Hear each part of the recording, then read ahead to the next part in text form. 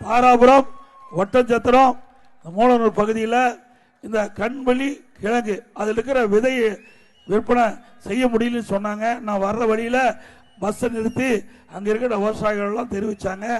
அதிமுக ஆட்சியில் 1 கிலோ 4000 ரூபாய்க்கு விற்பனை போயிட்டு இருந்தது. திமுக ஆட்சி வந்த பிறகு ஒரு அமைச்சர் இதில் தலையிட்டு வெளியில் இருக்கிற வியாபாரி, வெளி மாவட்டத்தில் இருக்கிற வியாபாரிகள்லாம் இங்கே வந்து இந்த கண் வெளி விதையை வாங்க முடியல.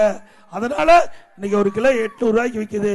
இதனால் கடும் மன உளைச்சல் இருக்கிறோம், விலை வீழ்ச்சியில் இருக்கிறோம். ஒரு ஏக்கருக்கு 4 லட்சம் 5 லட்சம் செலவு செஞ்சு நாங்க விதையை உற்பத்தி செய்யறோம்.